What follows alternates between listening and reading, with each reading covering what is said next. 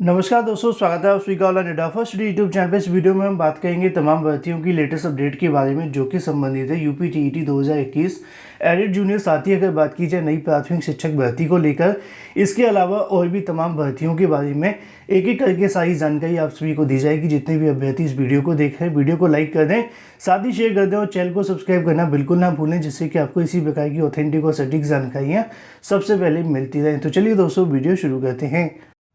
अगर आप किसी भी एग्जाम में सिलेक्शन लेना चाहते हैं तो टेस्ट सीरीज लगाना बहुत बड़ा पार्ट होता है आपकी सिलेक्शन के पीछे। तो आज ही शुरू करें टेक्स्ट बुक पास के साथ, जो कि आपको मिलता है सिर्फ 399 में। इसमें आपको मिलते हैं 400 से ज़्यादा एग्जाम पर एक्सेस। इसके अलावा आपको मिलते हैं 27,000 से ज़्यादा मॉक टेस्ट, 12.5 लाख से ज़्यादा एक्टिव यूजर्स जो कि टेक्स्ट बुक के पास हैं, 5,000 से ज़्यादा प्रीवियस ईयर 10 अलग अलग भाषाओं में। लगभग 19 करोड़ छात्रों ने अभी तक इसको अटेम्प्ट कर लिया है। तो आज ही टेक्स्ट बुक लगाने के लिए परचेज करें, यूज़ करें मेरा कोड OS 30% इंस्टेंट डिस्काउंट के लिए।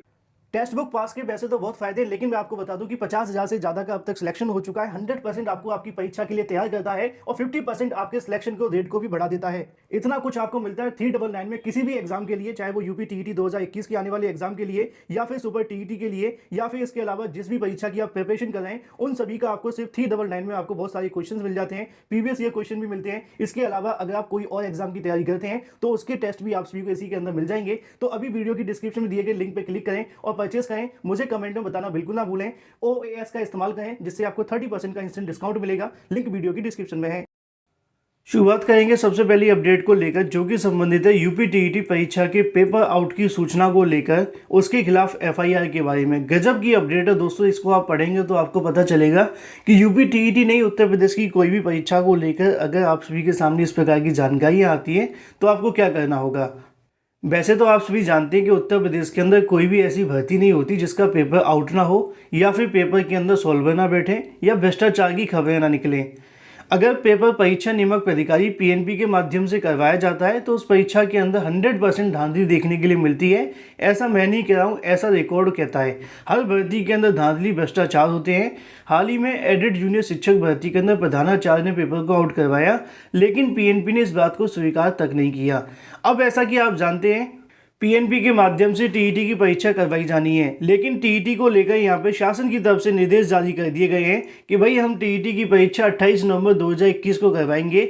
अगर टीईटी की परीक्षा को लेकर किसी ने दुष्प्रचार किया कि पेपर आउट हुआ है, या फिर पेपर को लेकर कोई भी जानकारी सोशल मीडिया पर दुष्प्रचार करने वालों को लेकर मुकदमा दर्ज करवाया जाएगा, साथ में कार्रवाई की जाएगी। बेसिक शिक्षा विभाग की अगर बात की जाए, प्रमुख सचिव दीपक कुमार ने इसके संबंध में महानिदेशक, साथ ही अगर बात की जाए DGP को पत्र लिख करके नकल विहीन शांतिपूर्ण तरीके से परीक्षा कराए जाने को लेकर पुख्ता इंतजाम करने का आग्रह किया है। साथ में कहीं न कहीं नीचे लिखा हुआ है कि परीक्षा के दौरान असामाजिक तत्वों के माध्यम से सोशल मीडिया पर प्रश्न पत्र लीक होने जैसी भ्रामक खबरें वायरल करते हैं। वहीं कुछ असामाजिक गैंगों के माध्यम से सॉल्वर गैंग के जरिए अवैध लोगों को परीक्षा में शामिल करने का प्रयास करते हैं। इससे कहीं न कहीं परीक्षा के आयोजन में अनावश्यक रूप से परेशानी का सामना करना पड़ता है। तो ऐसे में कहीं न कहीं उनकी तरफ से जानकारी दी गई है कि भाई अगर सोशल मीडिया पर आपने पेपर लीक को लेकर जानकारी दी तो हम कार्रवाई कर देंगे, लेकिन कार्रवाई तो उनके ऊपर होनी चाहिए जो पेपर को लीक कराते हैं। सूचना तो बाद में आती है, जब पेपर लीक होगा, समाचार पत्रों के माध्यम से जानकारी आती है, उसके बाद सोशल मीडिया पे आती है। ऐसा तो है नहीं है कि सीधे तौर पे पेपर पहले से सोशल मीडिया पे आ जाता है। तो इसको लेकर कार्रवाई करने की बजाय यहाँ पर शासन का कहना है कि भाई अगर आपने जानकारियाँ दी या फिर इसको लेकर दुष्प्रचार किया तो हम कार्रवाई करेंगे। लेकिन वही दूसरी तरफ बात की जाए अपनी अगली अपडेट के बारे में, जो कि संबंधित है एडिड जूनियर शिक्षक भर्ती के गलत प्रश्नों की लाखों कमाई के बारे में। जैसा कि आप जानते हैं कि एडिड जूनियर शिक्षक भर्ती के अंदर बहुत सारे ऐसे क्वेश्चन थे जिनको लेकर विवाद था। अब हर एक क्वेश्चन के ऊपर 500 रुपये का यहाँ पे चार्ज रखा गया था परीक्षा नियामक प्राधिकारी की तरफ से। जैसा कि आप सभी देख पाए कि सबसे महंगा जवाब देखने के लिए मिलता है। इसके अलावा SSC सिर्फ 100 रुपये यहाँ पे चार्ज करता है। तो कई ऐसी संस्थाएं जो कि फ्री में करती हैं, लेकिन फ्री में करने का कहीं ना कहीं फ़ायदा होना था। शिक्षक भर्ती में छात्रों ने इतना ज़्यादा उठा लिया कि 150 में से 148 क्वेश्चनों पर आपत्ति दर्ज करा दी, और हजारों की संख्या में जब आपत्ति पहुंची तो PNP की तरफ से यहाँ पर शुल्क लगा दिया गया।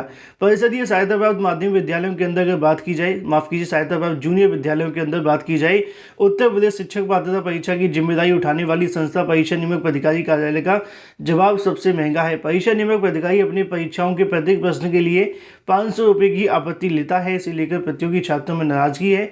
नाराजगी वाजिब भी है। इसका कारण यह है कि छात्रों का कहना है कि उत्तर प्रदेश लोक सेवा आयोग या फिर अगर बात करें और भी तमाम आयोग के बारे में, जैसे कि माध्यमिक शिक्षा सेवा चयन आयोग या फिर अपर के जो भी आयोग हैं, वो यहाँ पे बिल्कुल फ्री में कहीं ना कहीं आपत्तियों को लेते हैं। लेकिन वही एसएससी की अगर बात की जाए तो 100 रुपये यहाँ पर फीस ली जाती है, लेकिन परीक्षा नियामक अधिकारी के माध्यम से 500 रुपये चार्ज किए जाते हैं।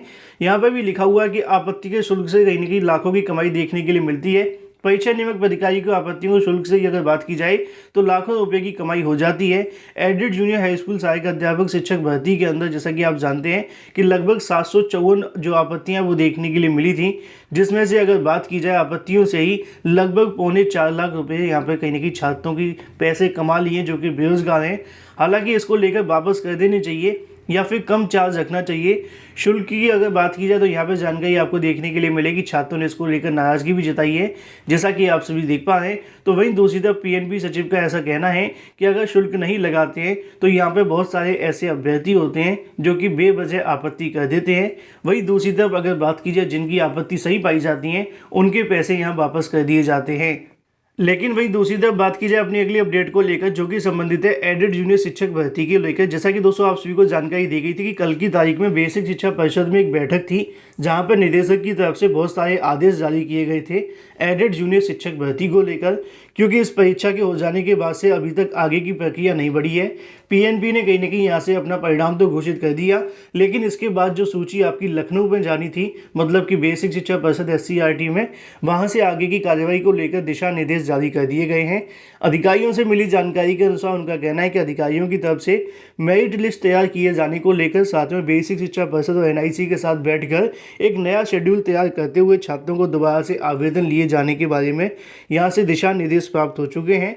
जल्दी लिखित तौर पे आप सभी को जो आदेश है वो देखने के लिए मिलेगा। कल की बैठक के संबंध में कई अधिकारियों ने बताया कि जो भी यहाँ से गाइडलाइन जारी की गई है इसको लेकर आपको जल्द एक आदेश भी देखने के लिए मिल जाएगा कि लिखित तौर पर आदेश क्या क्या जारी किए गए हैं। साथ ही उनकी तरफ से ये भी बताया गया है कि आगामी 1 हफ्ते के अंदर शासन की तरफ से आदेश जारी करते हुए एडेड जूनियर शिक्षक भर्ती की मेरिट लिस्ट साथ में आवेदन को लेकर काफ़ी हद तक चीज़ें आप सभी के सामने क्लियर हो जाएंगी, क्योंकि जल्दी एनआईसी के माध्यम से शेड्यूल तैयार करते हुए छात्रों के आवेदन लिए जाएंगे।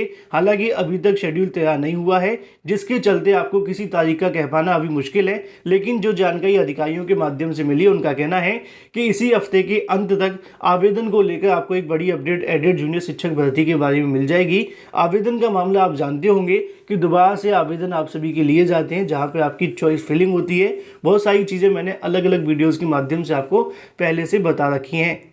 साथ ही जिन छात्रों ने अभी तक इस वीडियो को लाइक नहीं किया, वीडियो को लाइक अवश्य कर दिया करें, चैनल को सब्सक्राइब कर लें, जिससे कि मैं लगातार आप सभी को इसी प्रकार की ऑथेंटिक जानकारियां देता रहूं।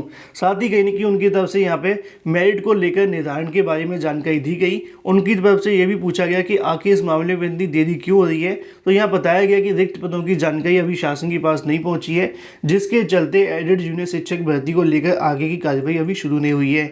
तो ऐसे में 1-2 ऐसे जिले जिनकी तरफ से अभी आदेश नहीं मिला है, रिक्त पदों के बारे में जैसी जानकारी मिलती है आपको दे दी जाएगी। लेकिन अगर बात की जाए एडेड जूनियर शिक्षक भर्ती की मेरिट को लेकर साथ में आवेदन को लेकर दिशा निर्देश प्राप्त हो चुके हैं। जल्दी एनआईसी के माध्यम से यहां से शेड्यूल घोषित किया जाएगा। वहीं दूसरी तरफ बात की जाए नई प्राथमिक शिक्षक भर्ती के बारे में, जैसा कि दोस्तों आप देख पा रहे हैं कि लगातार नई प्राथमिक शिक्षक भर्ती को लेकर छात्रों की तरफ से धरना प्रदर्शन जारी है, ट्विटर वार भी किए जा रहे हैं। लेकिन वहीं दूसरी तरफ चुनावी आचार संहिता भी कहीं ना कहीं छात्रों के लिए एक बड़ा सरदर्द बनता हुआ दिखाई दे रही है। कभी सोशल मीडिया के माध्यम से या फिर अगर बात की जाए मीडिया के माध्यम से जानकारी दी जाती है कि 20 दिसंबर के बाद कभी भी आचार संहिता लग जाएगी, तो वहीं दूसरी तरफ जानकारी देखने के लिए ये भी मिलती है कि 10 जनवरी के बाद में आचार संहिता लगने की ज़्यादा संभावना है। लेकिन जैसा कि आप जानते हैं कि आचार संहिता जब भी लगे, अगर नई प्राथमिक शिक्षक भर्ती में देरी होगी तो कहीं ना कहीं लाखों छात्रों को नुकसान होगा। सरकार की तरफ से कहीं ना कहीं छात्रों को एक लॉलीपॉप दिया गया था कि भाई नई प्राथमिक शिक्षक भर्ती के लिए हमारी तरफ से कमेटी का गठन कर दिया गया। जब भी उस कमेटी से मुलाकात की जाती है उनका ऐसा कहना होता है कि रिक्त पदों को लेकर काम जारी है। उनसे जब पूछा जाता है कि नई प्राथमिक शिक्षक भर्ती का विज्ञापन कब जारी होगा, तो यहाँ पर अधिकारियों की तरफ से बताया जाता है कि ये काम शासन का है, हमारा नहीं है। तो ऐसे में समझ में ये नहीं आता कि जो शासन का काम है वो तो शासन कर नहीं रहा, लेकिन जो अधिकारियों का काम है वो भी अधिकारी करते हुए दिखाई नहीं दे रहे। जब रिक्त पदों की जानकारी के बारे में जानकारी पूछी जाती है तो उनका कहना होता है काम जारी है। वहीं दूसरी तरफ अगर नई शिक्षक भर्ती को पूछा जाए तो उनका कहना है कि काम शासन का है। कहीं ना कहीं छात्रों को नई प्राथमिक शिक्षक भर्ती को लेकर इधर उधर घुमाया जा रहा है। अब आने वाली 28 तारीख को ये सब कुछ देखने के लिए मिलेगा, क्योंकि आश्वासन तो दिया गया था कि 28 नवंबर से पहले शासन की तरफ से लिखित तौर पर आपको आश्वासन देखने के लिए मिलेगा, लेकिन अभी तक पिछले धरना प्रदर्शन के माध्यम से अगर देखा जाए तो उसका परिणाम अभी जीरो देखने के लिए मिल रहा है। क्योंकि उम्मीदें तो थी कि जल्द आपको लिखित में जानकारी मिलेगी, लेकिन अगर बात की जाए 24 नवंबर 2021 तक कोई भी लिखित में जानकारी अभी तक शासन के माध्यम से नहीं दी गई है। तो वहीं दूसरी तरफ आचार संहिता को लेकर भी जानकारियां आप सभी के सामने आनी शुरू हो गई कि उत्तर प्रदेश के अंदर जल्दी चुनावी आचार संहिता लग सकती है, जो कि 10 जनवरी के आसपास लगेगी। आचार संहिता कभी भी लगे, अगर उससे पहले नई प्राथमिक शिक्षक भर्ती का विज्ञापन नहीं आया तो नई प्राथमिक शिक्षक भर्ती आपकी नहीं आएगी। ये आप सभी को नोट करके रखना है। अगर इससे पहले विज्ञापन आ जाता है तो उसके बाद नई प्राथमिक शिक्षक भर्ती को कोई रोक भी नहीं सकता। लेकिन अगर बात की जाए सरकार को लेकर, कहीं ना कहीं सरकार पिछले कुछ दिनों से नई प्राथमिक शिक्षक भर्ती को लेकर पूरे तरीके से मौन है। ना तो मंत्री जी के माध्यम से जानकारी दी जा रही है, ना ही सीएम की तरफ से, और ना ही किसी विधायक और सांसद की तरफ से।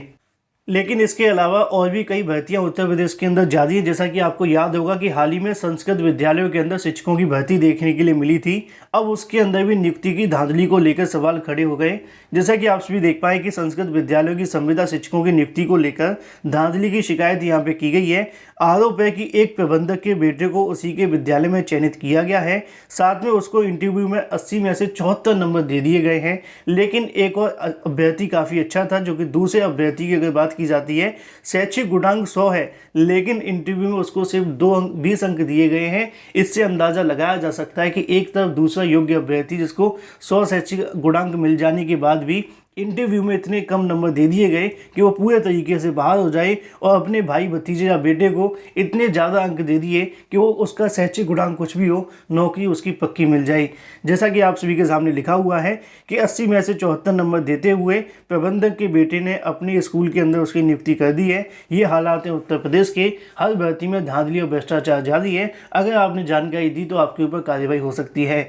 वहीं दूसरी तरफ बात की जाए अपनी अगली अपडेट को लेकर, जैसा कि आप सभी जानते हैं कि प्राथमिक शिक्षक भर्ती को लेकर कल की तारीख में छात्रों की तरफ से धरना प्रदर्शन दिया गया, जहां पे विधान भवन को छात्रों की तरफ से घेरा गया। शिक्षक भर्ती के अभ्यर्थियों के माध्यम से मांग की गई कि उत्तर प्रदेश के अंदर 69,000 शिक्षक भर्ती में आरक्षण का घोटाला हुआ है। छात्रों ने इसी मांग को लेकर विधान भवन का घेराव कर लिया। पुलिस ने बलपूर्वक बसों से कहीं न कहीं छात्रों को उठाकर इको गार्डन भेज दिया गया। अगर बात की जाए दिन भर हंगामा देखने के लिए मिला, साथ ही अगर बात की जाए प्रदर्शनकारियों के ऊपर लाठीचार्ज भी देखने के लिए मिली, जो कि समाचार पत्रों के अंदर नहीं लिखी हुई है। जैसा कि मैंने कई बार अपनी वीडियोज़ के माध्यम से आपको दिखाया भी था कि छात्रों के ऊपर लाठीचार्ज की गई। छात्र कहीं न कहीं इस मुद्दे को लेकर और भी ज़्यादा आक्रोशित हो गए। लेकिन ऐसे में अभी तक इनकी मांगों को लेकर कोई फैसला नहीं हुआ, ना तो शासन की तरफ से कोई जानकारी दी गई और ना ही मुख्यमंत्री की तरफ से। वहीं दूसरी तरफ बात की जाए अपनी अगली अपडेट को लेकर, जो कि संबंधित है बेसिक शिक्षा के अधिकारियों के ऊपर कार्रवाई देखने के लिए मिल रही है। जैसा कि आप सभी देखेंगे, अगर बात की जाए एसीएस निदेशक के ऊपर बेसिक शिक्षा के खिलाफ यहाँ पे वारंट जारी कर दिए गए हैं। इलाहाबाद हाईकोर्ट का कहना है कि अवमानना के एक मामले में निदेशक शिक्षा सर्वेंद्र विक्रम ठाकुर से अगर बात की जाए अपर मुख्य सचिव एसीएस की बात की जाती दीपक कुमार के खिलाफ जमानती वारंट यहाँ पर जारी कर दिए गए हैं। इन्होंने ही थोड़ी देर पहले यूपीटीईटी के जो आदेश को लेकर जिक्र किया गया था वो इनका ही था। 20 दिसंबर को जारी होने के निर्देश दिया गया है। यह आदेश न्यायमूर्ति अब्दुल मोइन और साथी अगर बात करें रेखा सिंह की अवमानना याचिका पर दिया है।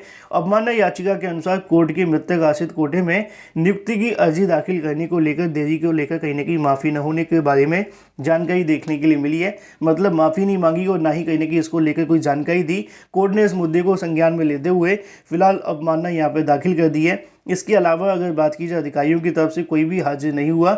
इसी मुद्दे को लेकर कोर्ट ने 8 नवंबर 2021 को आदेश में 21 सितंबर 2021 को आदेश का पालन न करने को लेकर निर्देश दिया है और साथ में ये कहा है कि अगर इसको लेकर ही पालन नहीं हुआ तो कोर्ट की तरफ से और भी जो कार्रवाई वो की जाएगी। फिलहाल जमानती वारंट जारी करते हुए अधिकारियों को तलब किया गया है। अधिकारियों को लेकर हाईकोर्ट की तरफ से पहले भी कई बार ऐसे आदेश दिए गए हैं कि अधिकारियों को यहाँ आदेशित तो किया जाता है, लेकिन कोर्ट के किसी मुद्दे को लेकर अधिकारी पूरे तरीके से डीएक्टिवेट दिखाई देते हैं। ऐसा मेरा नहीं, ऐसा इलाहाबाद हाईकोर्ट का कहना होता है। वीडियो पसंद आया तो वीडियो को लाइक कर दें, साथ ही शेयर कर दें और चैनल को सब्सक्राइब करना बिल्कुल ना भूलें।